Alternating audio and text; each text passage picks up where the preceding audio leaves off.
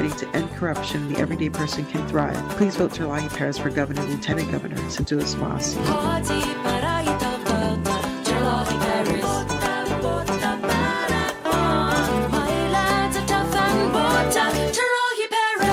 Terlahi Perez 2026, PO Box 864, Hagatner, Guam 96932. 5:08 in the afternoon, and right about now, let's check the roads of Guam. Standing by, Mr. Pauly Suba, along with Guam Auto Spot, moving you forward. Buenas, Pauly. Things are definitely picking up once again, most especially on Route 1, Marine Corps Drive.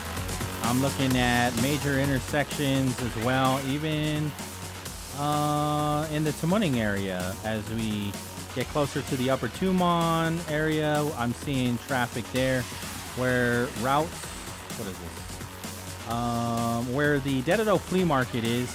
I expect major delays until we get to the East Sangsong intersection.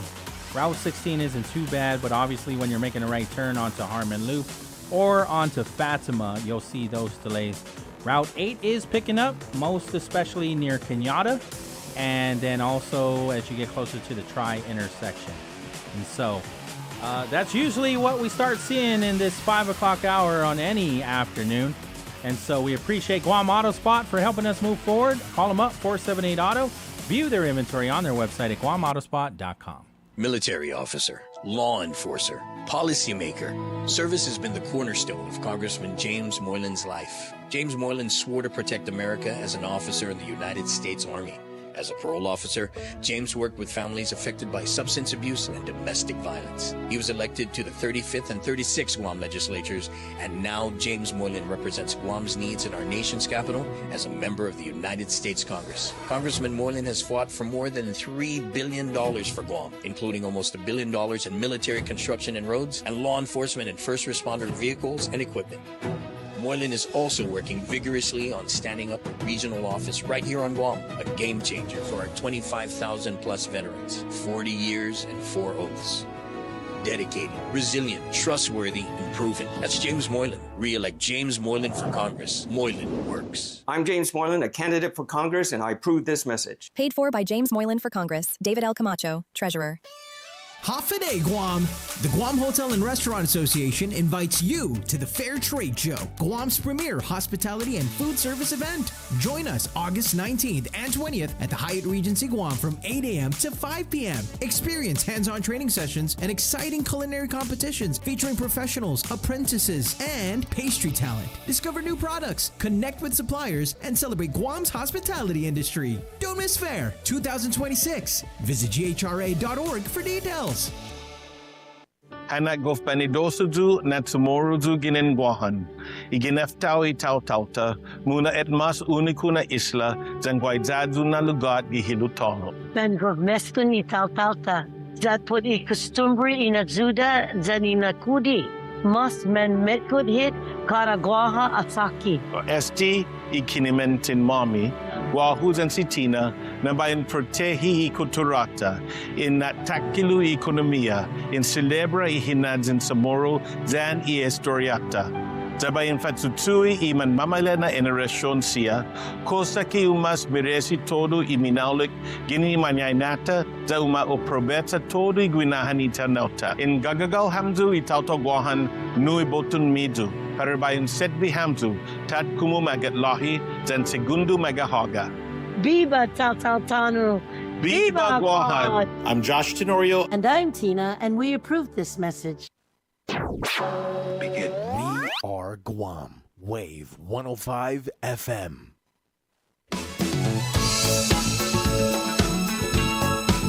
Ladies and gentlemen, you see this cat here?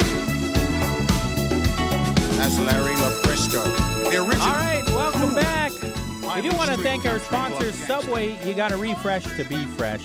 Triple J. Celebrate liberation with the Triple J Ford Liberation Celebration. Prices below dealer cost. Thousands off retail. And F-150 starting at just $39,995. Visit Triple J Ford today. Customers first. GTA, we start with you.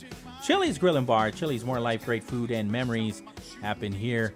And Micropack, bringing Guam the brands you trust and the service you deserve since 1968. And so another Beyond the Ballot conversation today. And so today right now we have Sarah Thomas Nedidog. Thank you so much. And nice to be former here. Senator Amanda Shelton. Thank you for both being here today. And so we don't have a lot of time with you, understanding that you do have, we need to get you to where you need to be by 6. So we're just going to get right into it if that's okay. And so we can share a little bit about your background, what you're passionate about, and why you are planning to run once again. And so we can start with Miss Sarah Thomas Nedidog. Buenas Zenhofa to our listening audience, and of course to you, Pauly and Ryan. Absolutely. Glad to be back here at the Wave once again. I'm running for senator this year, and my family and my close colleagues and friends, we thought about it. And you might remember that I've been in the field of human services for some 40 plus years.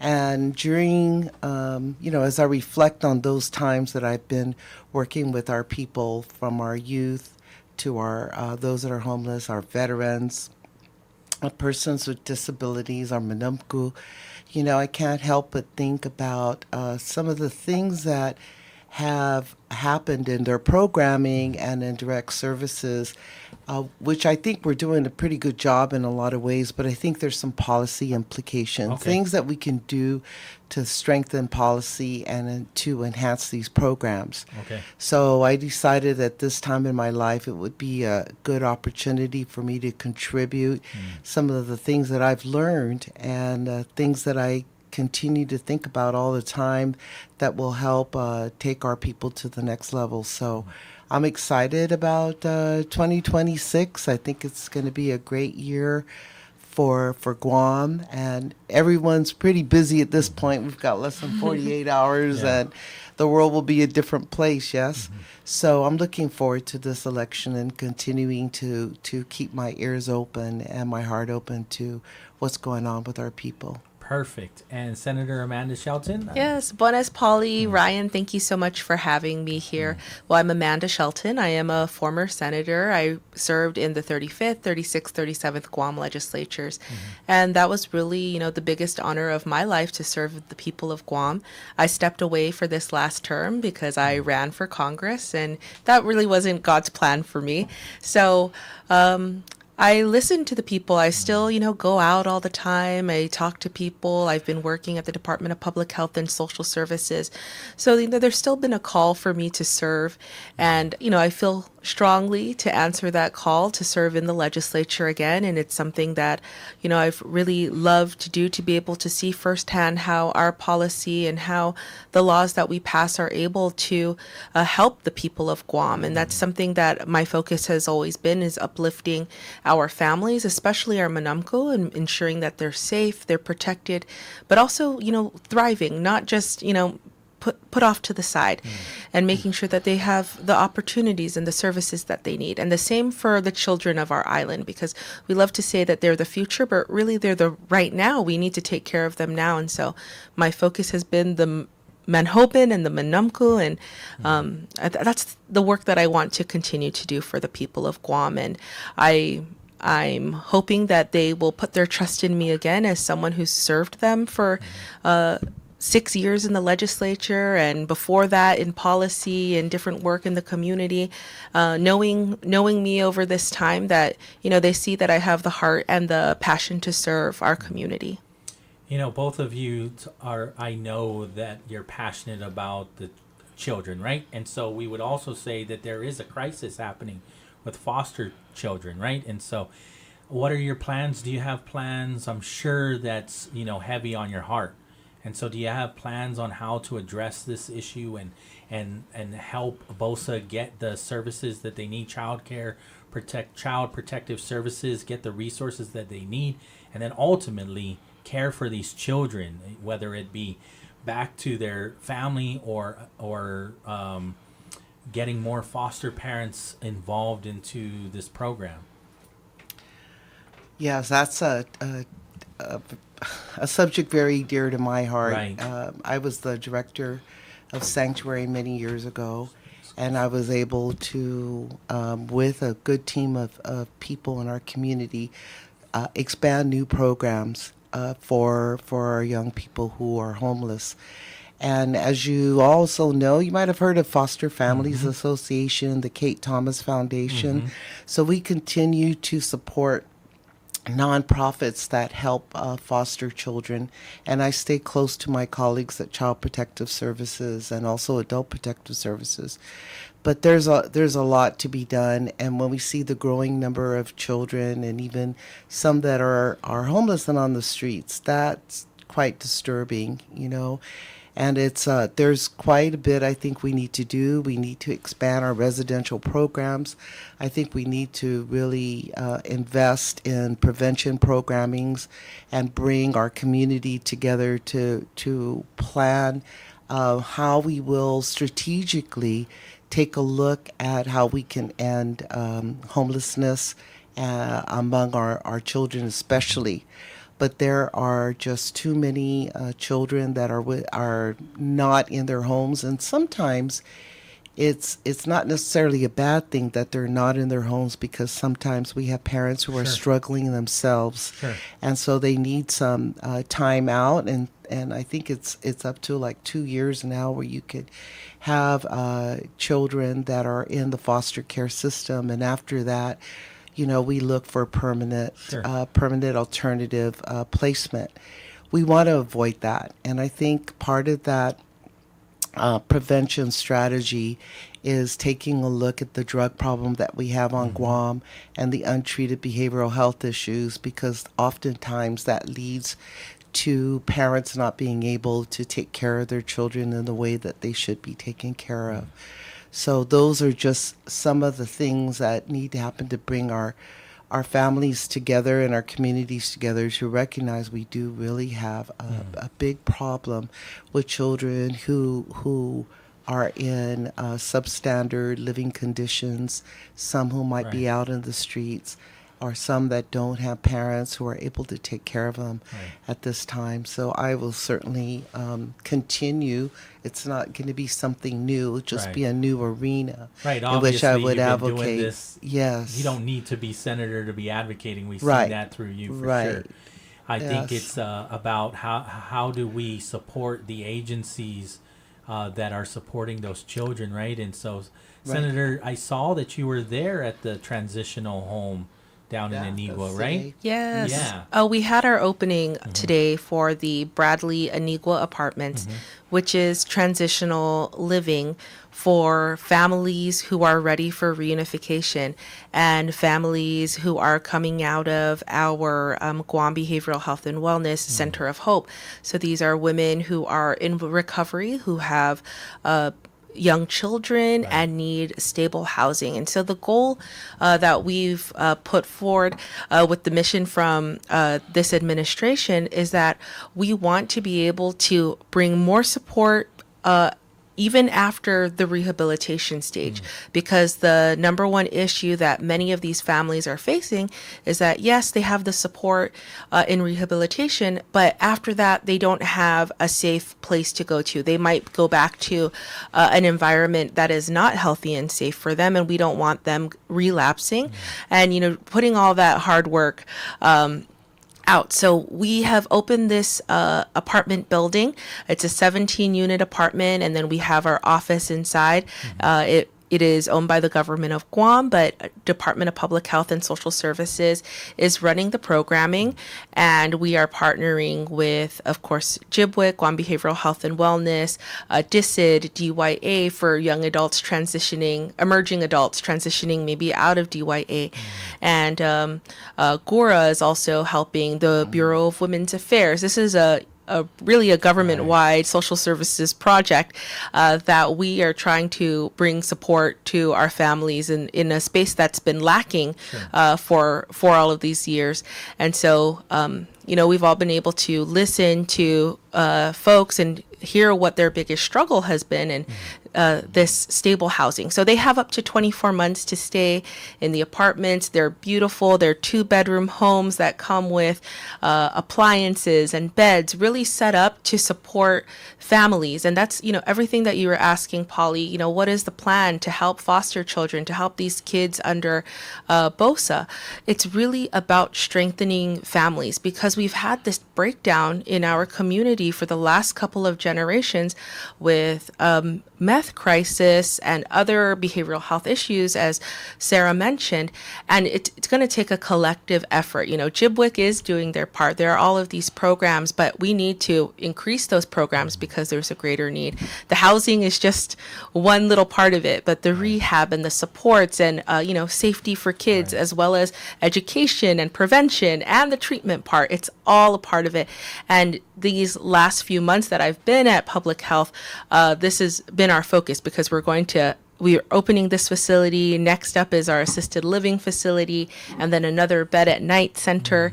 So the Division of Homelessness Assistance and Poverty Prevention has really been on the move to get all of these programs up and running. And so it's very exciting, because we had ladies there today, clients from Center of Hope, and they were just in tears and hugging everyone and saying thank you, because, that now they can see more than, just what's in front of them. They have hope, for the future. Dignity. Yes, absolutely. It's a place to, treat people with dignity, ensure that they're living, good lives. Right. Mm-hmm. And so a big role, this, Senator, as a legislator, is balancing the budget. Mm-hmm. And so right now it is very contentious, right, about what budget. I mean, the governor is talking about possibly vetoing this budget. It did pass, but it's not veto proof. And so what are the things that are very important to you to making sure that does not get cut moving into the 39th Guam legislature? Whether or not it goes 4.5 to 4, let's say it does go down to 4. And so what are the things that you're going to fight for on the 39th Guam legislature so these programs don't get cut? Or because maybe they can still exist within a budget of $1.4 billion and not bringing any more revenue in from the BPT. I don't know. Yeah, that's a hard question to answer, but I think everyone who's running for office, right? They have we share a common goal, and that's to serve the people the best that we can. Right. And we know that government is a lot of people rely on government. We really do. And whether that's healthcare, education, public safety, everyone has a little bit of a different priority and where they think this money should go. And for my time in the legislature, it was always about the programs for the Manamku, the programs for the Menhoben, to ensure that we're funding education, that we're making education at the University of Guam, the Guam Community College, affordable, allowing the University of Guam to create revenue generating programs so that we can keep tuition at a level place that people, are able to still pay for an education. Right. And I think public safety is really at the top of everyone's mind with crime, again with the meth crisis, just wanting to be safe in our home and wanting to continue to see this as paradise. So, for me, that's just taking care of our people and those human services that we provide as a government, and seeing.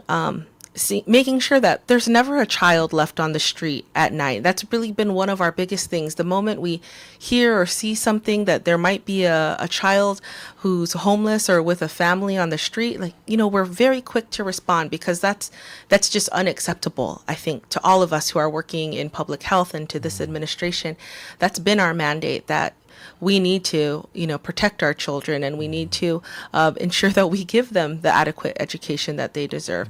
And I think that, the budget may not be perfect, but really what it takes is compromise, because I went through 6 different budget cycles, and we were always able to find a compromise, maybe give a little, take a little, but to see that everyone's priorities are somehow still acknowledged and still given some kind of thought that they're not left behind, or maybe we'll take care of them in a little bit or in a different way, just like giving them the tools they need to make more money as an agency, or giving them the tools to be able to sustain themselves. That's one way that we can think creatively, but it really takes that compromise in the body to be able to work together. And I think that that's something that's so important and is lacking a lot of the times, because I remember wanting to go into the legislature in my first run, thinking, this is a place like, we are respectable statespeople. Like we want to have like the best kind of legislature that we can have. And then kind of leaving in my last term thinking like, wow, I can't believe some of the things people will say to each other, whether or not the microphone is on. And that kind of feeling of, like our culture and our values aren't being represented in that space. And so that's something that in this period that I've been away, I felt like, okay, I need to go back. I need to bring those things back into the legislature. What do you want to bring to the table? Let me tell you, I can't say that I know all the fine lines of the budget right now, because I have not explored all the little tiny wordage and the amounts, right? But I will say when it comes to the most vulnerable populations, it's like those are the non-negotiable areas, and we have to make it work. Those that are, like has been said, are Madamku, our children, our persons that are on the streets. We can't compromise on those programmings, and we need to take a look at what are the alternatives, and are there, I mean, I know even with federal funds, we're in dire straits there because we've lost so much, and there's constant, we're getting constant word from Washington, D.C., and a lot of even our federal counterparts are like, not clear on what's going to come down to Guam, right? So we can't always depend on the federal funds, but we need to take a look at when we have to prioritize. It's just like in our family budgets. It's like when we get squeezed, what are our priorities? And we have to make sure that the most vulnerable in our families are being taken care of, and that we have the basic infrastructure that's going to keep our island moving. So with that said, I really think we have to hold hands, and that's what I think I can contribute to the legislature, is the bringing people together, and that's including the three branches of government, as well as working with all the other traditional leaders in our community to develop what are those priorities, and what are the things that we really need to make sure are at the top of our list. And have you already thought about a bill that you wanted to introduce first? I'm really looking at a comprehensive strategic plan to prevent homelessness and to improve on our behavioral health and substance abuse programming. I mean, that's the big focus for me. Okay. And I'm also concerned about the procurement process, because I see that it's a big challenge for so many governmental and nonprofits and businesses to get things going. And we have a system that's been in place for decades and really needs to be looked at again. So I want to take a look at those governmental systems that are in place that have not really been looked at for many years, and see how we can improve upon them. Senator, if you're in the 39th Guam legislature, you're going to be considered a veteran. You're going to be considered somebody like Sarah Thomas Nedadog will probably, seek your guidance. And so, what are your thoughts on being, more seasoned now? And how do you hope to mentor somebody like Sarah Thomas Nedadog or others that just get in, whether Democrat or Republican? Well, I'm totally open to that. I feel like I've had friends on both sides of the aisle, of course. I've worked with just about every one of my colleagues, all of my colleagues I've either co-sponsored a bill of theirs or they've co-sponsored a bill of mine. And it's only through that kind of bipartisan relationship that you're really able to get something done. You need the votes of your colleagues to be effective in the legislature. You can't just argue, complain, and expect that they're going to vote for a bill you have just because it's a good idea. It could be a great idea, but it doesn't mean it's perfect. It doesn't mean that they'll support it. And so, taking time to make those relationships is extremely important. And I was very thankful that when I first got into the legislature, I had that kind of friendship and mentorship, especially with then Speaker Tina Munoz Barnes, Senator Regine Bisco-Lee, Senator Talina Nelson, all of these folks who, they became fast friends, but also, great colleagues to be able to lean on, to work together. And, also like my buddy, we always laugh, like Senator Jim Moylan or Senator Jesse Lujan. We had to work together, even though we weren't on the same party. And, we're still great friends out of the legislature. Senator Mary Torres, like when I see her today, we still laugh that we have like all of these faces and signals we'd make at each other when things were kind of going funky in there. But, that's what you need to do. These are your coworkers that you have to work with. And whether or not you like them and their personality, the people of Guam elected you to get a job done with them. So you can't ignore that mandate. Right. And so I want to make sure I get you to where you need to be on time. So I want to allow you to get your point across. And not to take anything away from you, but you're a new face, right? And so it has its own challenges. And so why is it so very important for people to really consider you, somebody that's not a senator and hasn't been a senator this time around? And I really want, I'm hoping our audience can hear you get your point across to get you not just to the primary, but maybe through the general, right? Because I don't know if we'll have this conversation again. Obviously, I want to invite you back, but, we'll see how it goes on Saturday. And I'm excited to see how things go forward for all of us on Guam going into the general, because it's going to be a very interesting and historic election. Yes. But I would just like to say that, in my decades of service, I've worked with all the various populations, and I've sat on the road at 10 o'clock at night talking to our people that are out in the streets, and I've been out there working in the villages and spending hours and hours listening and learning from our people of what are some of these challenges that they face that inhibit them from going on to the next step in their lives, finishing school, staying with their families, having gainful employment, and just doing well, taking care of themselves and their parents and their siblings and their children. Those are so important. Those are very basic, fundamental tasks that, for many of them are major challenges, because sometimes it's about getting a job, and that's hard because they haven't finished school or they haven't gotten enough specialized training, to be competitive.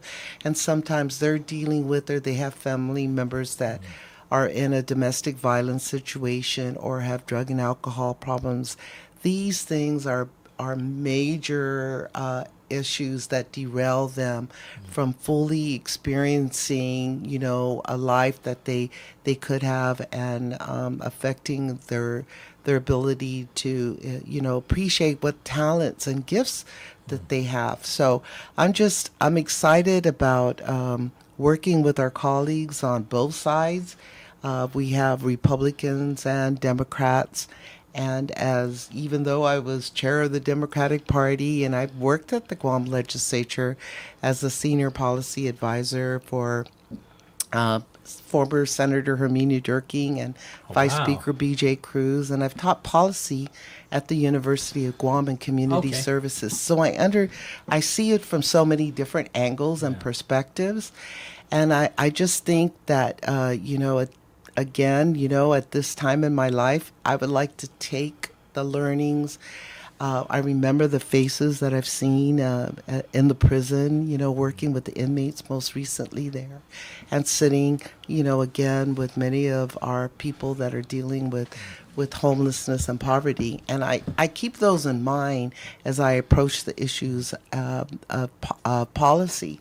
So I'm really excited and encouraged that our people are going to consider someone with a social work background, someone that's actually worked for many years in human services, and see that perhaps I can make a contribution in this way in the Guam legislature in 2026 and moving forward. So I look forward to Saturday. I'm excited, and we'll see what that brings, and I will certainly support those candidates that are moving forward.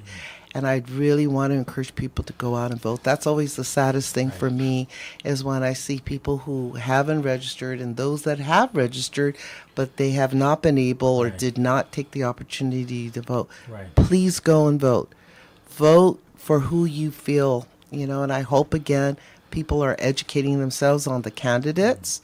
Look at that very closely. This is my social worker, my policy hat, It's like, yes, please go out and read, listen, find out, search. Gosh, we got so much access to information these days. And just please go out and vote on Saturday. And if you would consider me, I'm number 12 on the Democrat side. Biba. Biba. And if there's any point that you want to get across while we have you here. Well, I just think this is a very important election. There are so many things that our people are facing right now, whether that's struggling economically, socially, if the crises that we're facing as a community. And I know that people want leaders that they can trust, that they want leaders who will listen to them and listen to their concerns and then act on those concerns. And so please, look at who's running this Saturday. I know people are still asking me, how do I register to vote? And I'm telling them, you missed the deadline, but you can. The good news is you'll have a chance after this Saturday. You'll have another chance, and get out there, be engaged, because everyone likes to say you can't complain if you didn't vote, right? So I encourage everyone to, just as Sarah said, please vote, because this is a very important time for you to choose your leaders, to choose people who are going to work for you, and to listen to the people of Guam.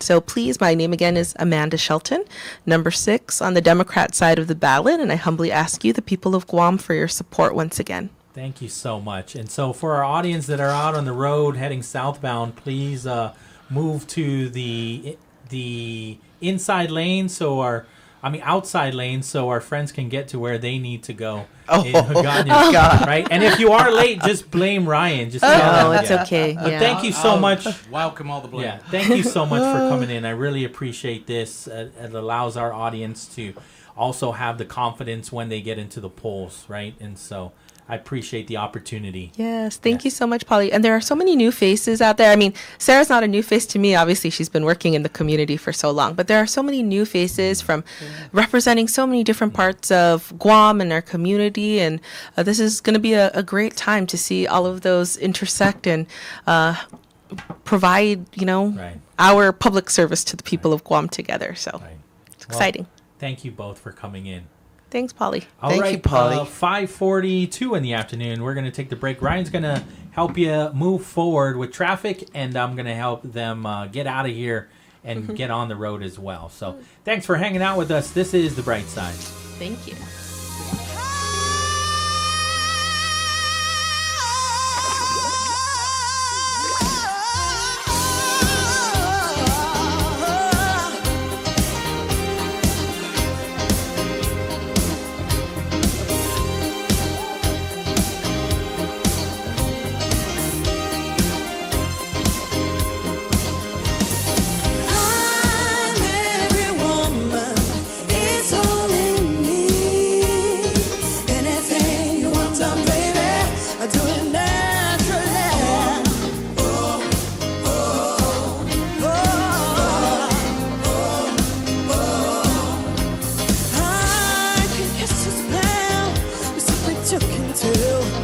Makes a special group with fire inside of you. Anytime you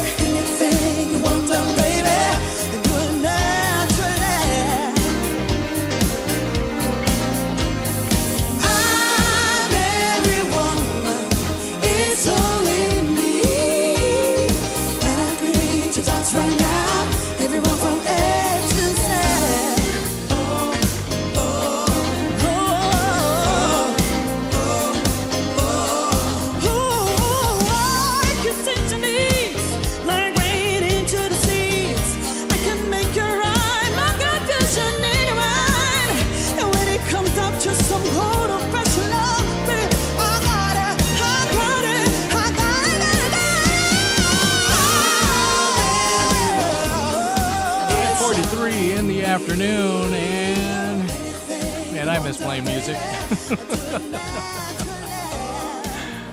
All right, I miss regular radio. How's about that? All right, right about now, 5:43 in the afternoon, and that means it's time to check the roads of Guam as we help you move forward, along with Guam Auto Spot. All right, I'm looking at the handy-dandy traffic app. Let me see here. I just got to refresh this and then take over from there. All right, here we go. All right, let me see here. If you are currently on Route 8, yeah, you're going to have some slow-going traffic there. And it looks like it's a long backed up bumper-to-bumper line on Route 8, right where the intersection is at what is that, San Jose Mart? Yeah. So at that intersection going into West Sunset Boulevard, headed up northbound Route 8, slow-going traffic. And then right after that, it clears up just a little bit, but then some slow-going traffic again, still on Route 8, right at the Toto Cañada Loop intersection where McDonald's is at. Yeah, you're going to feel some slow-going traffic there, okay? So just be careful.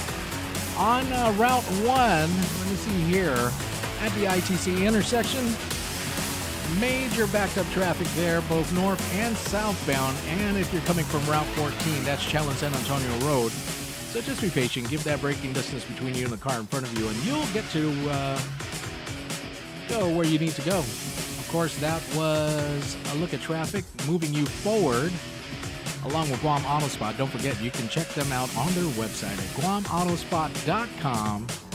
Set up a test drive, check out their inventory, or give them a call, 671-478-AUTO. We're going to take a short little break right about now, but when we come back, we're going to finish off the bright side right here on Wave 105. It's all coming up right after this. As Guam recovers from Super Typhoon Bavi, GTA is here to help you stay connected and keep you moving. For a limited time, get $400 off any new premium smartphone with eligible plans. Or bring your own phone to GTA and receive up to $300 in account credit.